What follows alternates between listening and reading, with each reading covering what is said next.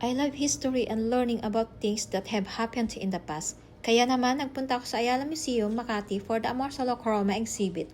The Amorsolo Chroma Ayala Museum in Makati City started last April 27 and it will run until September 7, 2025, 10 to 6 p.m. The interactive exhibit is in celebration of the anniversary of Fernando Amorsolo's conferment of the National Artist title. Si Amorsolo, na kilala rin bilang Grand Old Man of Philippine Art, ay ang unang idineklarang pambansang alagad ng sining ng Pilipinas.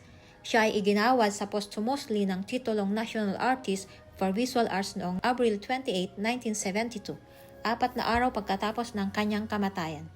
Dito, pwede ka mag-interact gaya ng mga ginawa ko, a paint by color walls, color vision deficiency, digital stations with enchroma glasses, a Lightroom that shows how color works, and many more. Available din ang mga guided tour para sa komunidad ng Bingi. Also, a must visit of the Gold of Ancestors, pre-colonial treasure of the Philippines. How pre-colonial Filipinos, both men and women, adorned themselves. Before Magellan came, everyone in the archipelago must have looked like strutting jewelry stores.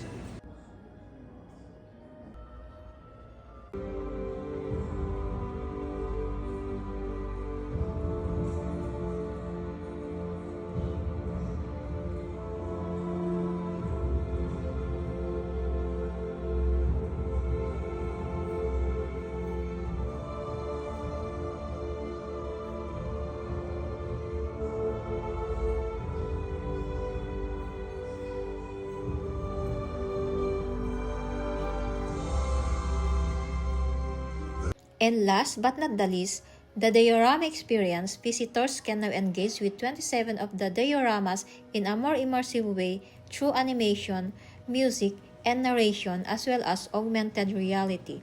What are you waiting for? This exhibition deserves more than a single visit. Feel free to register on their website and you can visit for free if you are a BPI Next client.